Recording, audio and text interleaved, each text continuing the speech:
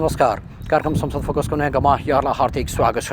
दर्शकवृन्द, आजको श्रृङ्खलामा हामीले पुनर्स्थापित प्रतिनिधि सभाको अधिवेशन अन्त्य र विघटन भएसम्मको अवधिमा सरकारले जारी गरेका अध्यादेशहरूका विषयमा आजको श्रृङ्खलामा केन्द्रित रहनेछौँ। विशेष गरी यो अवधिमा सरकारले 14वटा अध्यादेशहरू जारी गर्यो। पछिल्लो समय बजेट ल्याउनका लागि बजेट विनियोजन सम्बन्धीका अध्यादेश र नागरिकता सम्बन्धी अध्यादेश जारी गर्यो। यसका अलावा अघिल्ला अधिवेशनहरूमा पनि जारी गरेका अध्यादेशहरू यो अवधिमा पनि समावेश भएका छन्। प्रस्तुत छ यिनै विषयहरूमा आधारित रहेर तयार पारिएको विशेष सामग्री अबको प्रस्तुतिमा।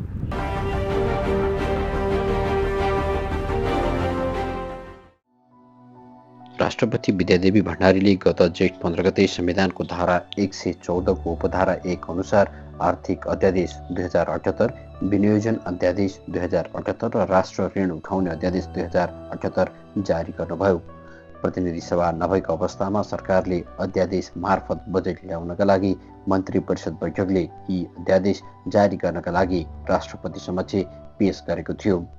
राष्ट्रपतिले यी अध्यादेश जारी गरेसँगै सरकारले नयाँ आर्थिक वर्षको बजेट प्रस्तुत गरेको थियो। नेपालको संविधान 2072 जारी भएपछि अध्यादेशबाट बजेट ल्याइएको यो पहिलो हो। आगामी आर्थिक वर्षका नीति तथा कार्यक्रमहरू कार्यान्वयन गर्न रु 16 खर्ब 47 अर्ब 57 करोड विनियोजन गरेको छु। कुल विनियोजन मध्ये सङ्घले खर्च गर्ने चालुतर्फ रु 6 खर्ब 78 अर्ब 61 करोड अर्थात् 41.2%, पुँजीगत तर्फ रु 3 खर्ब 47 अर्ब 26 करोड अर्थात् 22.7%, वित्तीय व्यवस्थातर्फ रु 2 खर्ब 7 अर्ब 97 करोड अर्थात् 12.6% र प्रदेश र स्थानीय तहमा वित्तीय हस्तान्तरणतर्फ रु 3 खर्ब 86 अर्ब 71 करोड अर्थात् 23.5% रहेको छ। वित्तीय हस्तान्तरणतर्फ विनियोजित बजेटमध्ये चालु खर्चमा समानीकरण अनुदानसहित रु 3 खर्ब 25 अर्ब 74 करोड अर्थात् 84.2% र पुँजीगत तर्फ रु 60 अर्ब 97 करोड अर्थात् 15.8% रहेको छ। संवैधानिक व्यवस्था अनुसार यही जेठ 15 गते बजेट ल्याउनु पर्ने बाध्यता थियो। प्रतिनिधि सभा विघटनसँगै सरकारले अध्यादेश मार्फत बजेट ल्याएको हो। त्यस्तै सरकारले गत जेठ 9 गते नेपाल नागरिकता पहिलो संशोधन अध्यादेश ल्यायो। राष्ट्रपति विद्यादेवी भण्डारीले मन्त्री परिषदको सिफारिसमा संविधानको धारा 114 को उपधारा 1 अनुसार नेपाल नागरिकता पहिलो संशोधन अध्यादेश 2078 जारी गर्नुभएको थियो।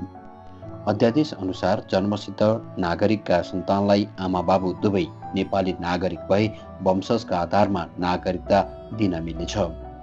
मन्त्री परिषद बैठकले जन्मसिद्ध नागरिकका सन्तानले आमा बाबु दुवै नेपाली नागरिक रहेछन् भने वंशजका आधारमा नागरिकता पाउने गरी अध्यादेश ल्याउने निर्णय गरेको थियो।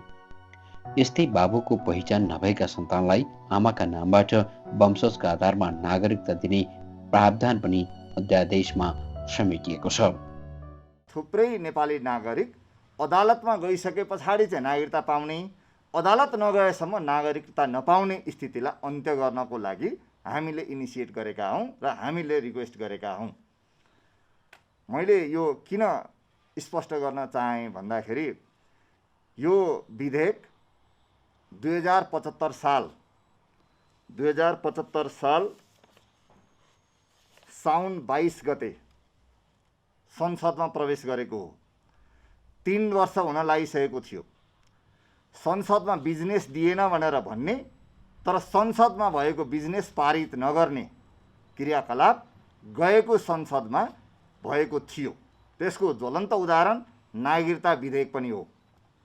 र नागरिकता विधेयक उहाँहरूले रोकिदिनु भयो अनावश्यक रूपमा। समितिमा सर्वसम्मत भएका विषय पनि रोकिदिनु भयो। त्यो भइसके पछाडि अब तपाईँहरूलाई म डेट वाइज हिसाब गर्न भन्छु। 2072 साल असोज 3 गते संविधान जारी भयो। त्यो संविधान जारी हुने अघिल्ला दिनसम्म नागरिकता प्राप्त गर्न सक्ने, तर त्यो कट अफ डेट अर्थात् 2072 साल असोज 3 गते संविधान जारी भइसके पछाडि सङ्घीय कानुन बमोजिम मात्रै नागरिकता पाउँछ भनेर लेखेको कारणले त्यो मितिभन्दा पछाडि नागरिकता प्राप्त गर्न नसकेका व्यक्तिहरू 6 वर्षदेखि नागरिकता नपाएर बसेका छन्। उहाँहरूलाई नागरिकता दिनुपर्ने बाध्यात्मक अवस्था हाम्रो सामु छ। त्यस कारणले यो व्यवस्था गरिएको हो। अब प्रश्न उठ्छ, यसले चाहिँ राष्ट्रघात गर्यो भनेर केही माननीय भूतपूर्व माननीयज्यूहरूले भन्नुभयो, केही भूतपूर्व माननीयज्यूहरूले फिजीकरण भन्नुभयो। मेरो प्रश्न छ, उहाँले कुन संविधान अन्तर्गत शपथ ग्रहण खानुभएको थियो? कुन संविधान अन्तर्गत उहाँहरूले नेपालको नागरिकता प्राप्त गर्नुभएको हो र आज कुन संविधान अन्तर्गत उहाँ शासित हुनुहुन्छ? यदि नेपालको संविधान अन्तर्गत उहाँहरू शासित हुनुहुन्छ, नेपालको संविधानलाई मान्ने शपथ ग्रहण खानुभएको छ भने संविधानमा भएको व्यवस्था जस्ताको तस्तै सङ्घीय ऐनमा ल्याउँदा कसरी राष्ट्रघात भयो? यो हाम्रो पनि प्रश्न छ। संविधानको धारा 11 को उपधारा 3 मा संविधान प्रारम्भ हुनुभन्दा अघि जन्मको आधारमा नेपालको नागरिकता प्राप्त गरेको नागरिकको सन्तानले बाबु र आमा दुवै नेपालको नागरिक रहेछन् भने निज बालिग भएपछि वंशजको आधारमा नेपालको नागरिकता प्राप्त गर्ने उल्लेख छ।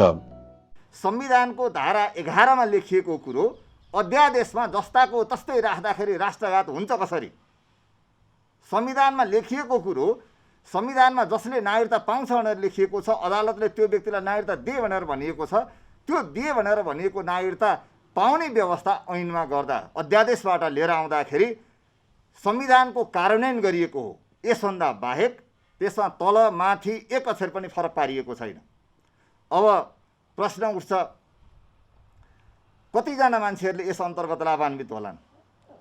अघि नै केही साथीहरू मुद्दामा गएर मुद्दाको आधारबाट प्राप्त गरेको कुरो साथीहरूले भनिसक्नु भएको छ। जन्मसिद्ध नागरिकता, अब म एउटा कुरो तपाईँहरूको बिचमा आज राख्न चाहन्छु। नेपालमा यो संविधान जारी हुनु अघिल्ला दिनसम्म 3 किसिमका नागरिक थिए। एउटा वंशजको आधारमा नागरिकता प्राप्त नागरिक, दोस्रो जन्मको आधारमा नागरिक भएका नागरिक र तेस्रो अङ्गीकृत नागरिक। 3 किसिमबाट नागरिकता प्राप्त हुन्थ्यो। अहिलेको संविधानले जम्मा 2 किसिमको नागरिकताको व्यवस्था गरिदियो, एउटा अङ्गीकृत, अर्को वंशज। अब 2063 सालमा संविधान जारी भए पछाडि अहिलेको संविधान जारी हुनुको बिचमा जसले जन्मको आधारमा नागरिकता लिए ती व्यक्तिहरूका सन्तानले कस्तो नागरिकता प्राप्त गर्ने भन्ने कुरो मात्रै यसले एड्रेस गर्दैछ। यसमा भएको व्यवस्था त्यो 2075 सालमा नेपाल सरकारले विधेयक एउटा प्रस्तुत गर्यो। विधेयक प्रस्तुत गर्दाखेरि उसले मूल रूपले के गर्यो भने संविधानको धारा 11 को उपधारा 3 अनुसार, जसमा के उल्लेख छ भने यो संविधान जारी हुनुभन्दा अगावै जन्मको आधारमा नागरिकता प्राप्त गरिसकेको व्यक्तिको सन्तान निजको आमा र बाबु दुईटै नागरिक रहेछ भने बालिग भएपछि तिनले वंशजको आधारमा नागरिकता प्राप्त गर्नेछ भने संविधानमा स्पष्ट व्यवस्था छ। त्यो विधेयक पनि संविधान कार्यान्वयन गर्नको लागि नै ल्याइएको विधेयक थियो। समितिमा पुगिसकेपछि त्यसमा मूल रूपले विधेयक जुन प्रस्ताव गरिएको थियो र एउटा संसदीय परम्परा के छ भने त्यसैमा मात्रै संशोधन हुने गर्छ। जुन विधेयक प्रस्तुत भएको छ त्यही धाराहरूमा मात्रै संशोधन हुने गर्छ। तर समितिमा विश्वकै नागरिकता प्रणालीका विज्ञहरू जम्मा भए जस्तै गरेर त्यसमा जुन धारा खोलिएको थिएन ती अलग अलग धारामा पनि चाहिँ उहाँहरूले एउटा आफ्नो विचार गर्नुभयो, जसलाई चाहिँ संसदले मान्ने अवस्था थिएन त्यो उहाँहरूले बुझ्नु भएको थियो। त्यसले गर्दाखेरि त्यो स्थगित नै भयो, एक किसिमले अगाडि बढ्न सकेन। र सरकारले अहिले ल्याएकै अध्यादेश के हो भने कुनै नयाँ होइन, 75 सालमा सरकारद्वारा प्रस्तुत गरिएको विधेयकलाई हुबहु अहिले जारी गरिएको हो। 2075 साउन 22 मा सरकारले नागरिकता ऐन 2063 लाई संशोधन गर्न ल्याएको विधेयक प्रतिनिधि सभा सचिवालयमा दर्ता गरेको थियो। सो विधेयक प्रतिनिधि सभाको राज्य व्यवस्था तथा सुशासन समितिले पारित गर्दै प्रतिनिधि सभामा टेबल समेत गरेको थियो। तर सरकारले सदनमा भएको विधेयकलाई प्रक्रियागत रूपमा अघि नबढाई प्रतिनिधि सभा विघटन भएपछि यो अध्यादेश ल्याएको भन्दै आलोचना भएको थियो। यस्तै गत जेठ 6 गते कोभिड-19 सङ्कट व्यवस्थापन अध्यादेश 2078 जारी भएको थियो। कोरोना भाइरसलाई सम्बोधन गर्नकै लागि भनेर सरकारले पहिलो नयाँ कानुन ल्याएको थियो। सो अध्यादेशले कोरोनाको उपचारका लागि युनिफाइड अस्पताल सञ्चालन गरी एकीकृत उपचार प्रणाली गर्ने व्यवस्था गरिएको छ। कोरोना भाइरस संक्रमण भएको 1 वर्षपछि र नेपालमा 5000 भन्दा बढी मान्छेको ज्यान गएपछि मात्र सरकारले कानुनको आवश्यकता महसुस गरेको हो। अहिले केन्द्रदेखि स्थानीय तहसम्म अस्पतालहरू बीचमा समन्वय नभएको र यसले गर्दा कोरोना भाइरसमा बिरामीलाई उपचार गर्न गाह्रो भएको निष्कर्ष निकाल्दै सरकारले कोभिड-19लाई नै नियन्त्रण गर्ने भन्दै पहिलो पटक नयाँ कानुन ल्याएको थियो। कोभिड-19 रोकथाम, नियन्त्रण, निदान र उपचार व्यवस्थापनका लागि नेपाल सरकारले देहायका आदेश र अध्यादेश जारी गरिसकेको छ। मिति 2078 वैशाख 6 गते नयाँ भेरिएन्ट सहितको कोभिड-19 महामारीको दोस्रो लहर रोकथाम तथा नियन्त्रण सम्बन्धी आदेश 2078। मिति 2078 वैशाख 19 गते आवागमन सेवा र कार्यहरू केही समयका लागि बन्द गर्ने आदेश। मिति 2078 जेठ 6 गते कोभिड-19 सङ्कट व्यवस्थापन सम्बन्धमा व्यवस्था गर्न बनेको अध्यादेश।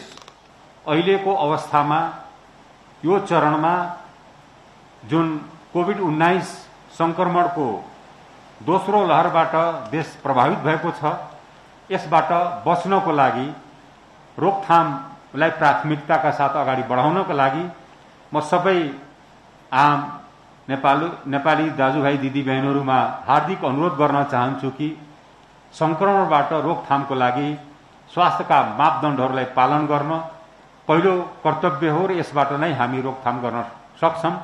उपचार र अन्य क्रममा नेपाल सरकार सधैँ यहाँहरूको साथमा छ र नेपाल सरकारले र विशेष गरी यस मन्त्रालयले उपचारको क्रममा यहाँहरूलाई हरेक आफ्नो क्षमता र गच्छअनुसार सुविधाहरू उपलब्ध गराउँदै रहनेछ। अध्यादेशमा आवश्यक परे स्वास्थ्य आपतकाल घोषणा गर्न सक्ने, कोरोना भाइरस संक्रमणको बेलामा आंशिक बन्द, नियन्त्रण गर्न वा आदेश दिन सक्ने जस्ता व्यवस्थाहरू समावेश गरिएका छन्। यस्तै सरकारले शपथ सम्बन्धी अध्यादेश 2078 पनि ल्यायो। अध्यादेश अनुसार सार्वजनिक पद तथा गोपनीयताको शपथ गर्दा अबदेखि शपथ लिने र शपथ गराउने व्यक्तिले अनिवार्य रूपमा औपचारिक पोसाक लगाउनु पर्नेछ। यस्तै शपथ लिँदाको बेहोरामा यसअघि कायम रहेको प्रतिज्ञा गर्छु शब्दलाई हटाइएको छ भने शपथ ग्रहण मातृभाषामा पनि गर्न पाइनेछ।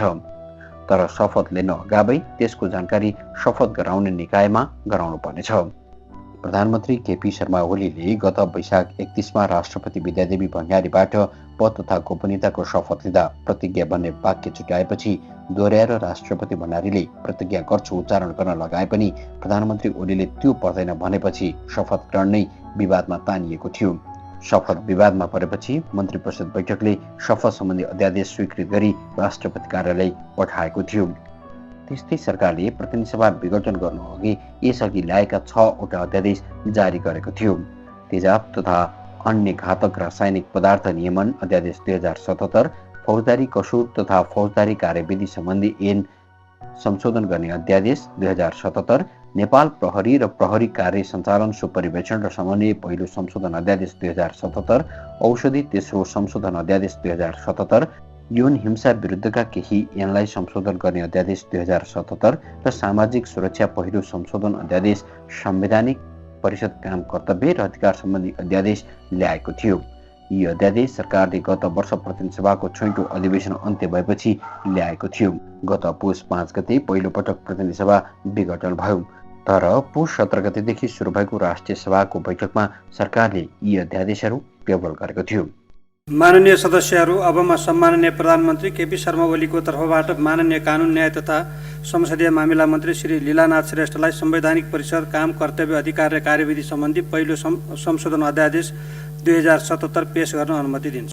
संवैधानिक परिषदको काम कर्तव्य अधिकार र कार्यविधि सम्बन्धी ऐन 2066 मा परिषदको अध्यक्ष कम्तीमा 4 जना सदस्य र उपस्थित भएमा परिषदको बैठकमा गणपूरक संख्या पुग्ने तथा बैठकमा पेश भएका प्रत्येक विषयको निर्णय सर्वसम्मतिको आधारमा हुने व्यवस्था रहेको हो। बैठक बस्न र निर्णय हुन नसकेको हुँदा संवैधानिक परिषदको बैठक बस्न निर्णय हुन सक्ने गरी तत्सम्बन्धी व्यवस्थालाई तत्काल संशोधन गर्नुपर्ने भएको हो।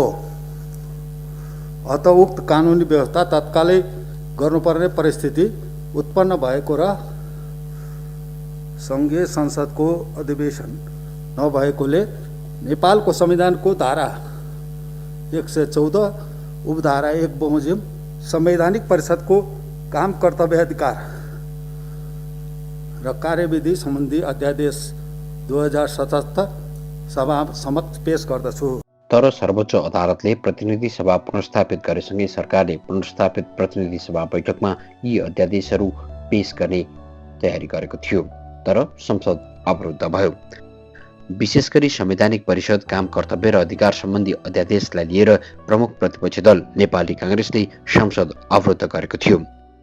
प्रमुख प्रतिपक्षी दलले यो बाहेक अन्य अध्यादेश टेबल गर्नुपर्ने अडान लिइरह्यो भने संसद अवरुद्ध भएपछि अन्ततः सरकारले यी अध्यादेश टेबल नै गराएन। अन्ततः फेरि सरकारले गत वैशाख 21 गते यी अध्यादेशहरू ल्याएको थियो। सरकारले ल्याएको संवैधानिक परिषद काम कर्तव्य र अधिकार सम्बन्धी अध्यादेशमा संवैधानिक परिषदको बैठकका लागि आवश्यक पर्ने गणपूरक सङ्ख्या घटाइएको छ। परिषदको बैठक बस्नका लागि अध्यक्षसहित कम्तीमा परिषदका 4 जना सदस्य उपस्थित हुनुपर्ने व्यवस्था छ। संशोधित व्यवस्थाले परिषदको अध्यक्षसहित तत्काल बहाल रहेका बहुमत सदस्य बैठकमा उपस्थित भएमा गणपूरक सङ्ख्या पुगेको मानिने व्यवस्था गरिएको छ। ऐनमा अध्यक्ष र अन्य 4 जना सदस्य उपस्थित भएमा गणपूरक सङ्ख्या पूरा भएको मानिने व्यवस्था थियो। प्रधानमन्त्रीको अध्यक्षतामा हुने परिषदमा प्रधान न्यायाधीश, प्रतिनिधि सभाका सभामुख, विपक्षी दलका नेता, राष्ट्रिय सभाका अध्यक्ष र प्रतिनिधि सभाका उपसभामुख गरी 6 सदस्य हुन्छन्। अब तत्काल बहाल रहेका मध्ये बहुमत सदस्य उपस्थित भएमा बैठक बस्न सकिने प्रावधानले प्रधानमन्त्री र थप 2 जना सदस्य उपस्थित भएमा पनि बैठक बस्न सक्नेछ। त्यस्तै सरकारले ल्याएको तेजाब तथा अन्य घातक रासायनिक पदार्थ नियमन अध्यादेश 2077 एसिड छ्यापेर अरूको शरीर अङ्गभङ्ग गरे त्यसमा संलग्न अपराधीलाई 20 वर्षसम्म कैद र 10 लाख रुपियाँसम्म जरिवाना हुनेछ। त्यस्तै एसिड आक्रमणको प्रयास गरे पनि 5 देखि 7 वर्ष कैद र 1 देखि 3 लाख रुपियाँसम्म जरिवाना हुनेछ। अनुमति बिना एसिड निकासी र पैठारी गरे सम्बन्धित व्यक्तिलाई 50,000 देखि 1 लाख रुपियाँसम्म जरिवाना र 3 महिनादेखि 1 वर्षसम्म कैद सजाय हुनेछ। यस्तै नेपाल प्रहरी र प्रदेश प्रहरी कार्य सञ्चालन, सुपरिवेक्षण र समन्वय अध्यादेश 2077 जारी गरेसँगै प्रहरी समायोजनको बाटो खोलेको थियो। अध्यादेशले उपत्यकाको सुरक्षा जिम्मेवारी केन्द्रीय प्रहरीलाई तोकिएको छ।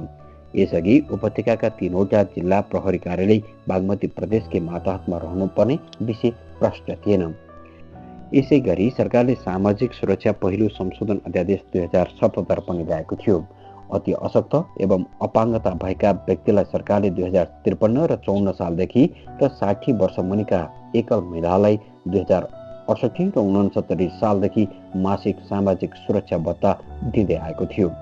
तर सामाजिक सुरक्षा ऐन 2075 जारी भएपछि 60 वर्ष मुनिका एकल महिला र ख वर्गका अपाङ्गता भएका व्यक्तिलाई भत्ताबाट वञ्चित हुन पुगे।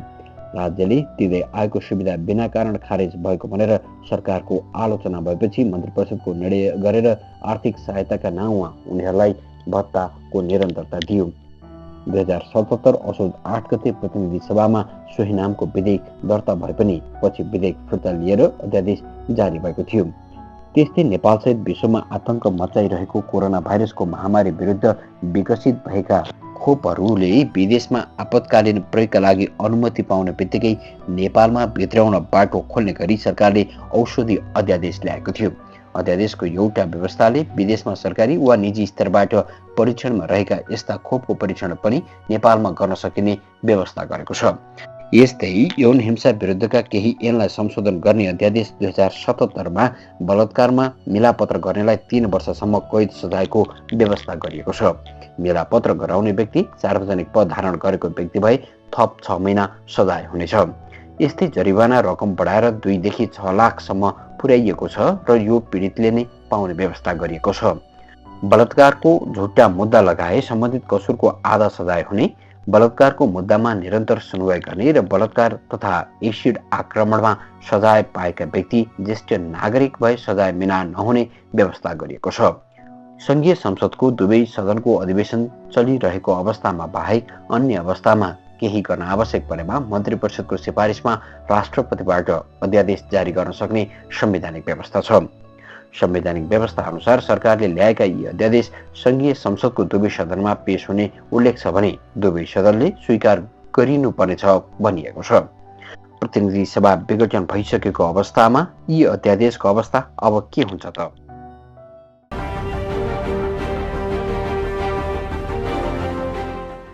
संसदीय गतिविधि र नीति निर्माणसँग सरकार राख्ने कार्यक्रम संसद फोकस आजलाई यति नै। तपाईहरूले यो कार्यक्रम नेपाल टेलिभिजनको वेबसाइट www.ntv.org.np र नेपाल टेलिभिजनको मोबाइल एपमा हेर्न सक्नुहुनेछ। अर्को साता हामी नयाँ विषयका साथ उपस्थित हुनेछौँ। हामी सबैलाई बिदा दिनुहोस्। नमस्कार।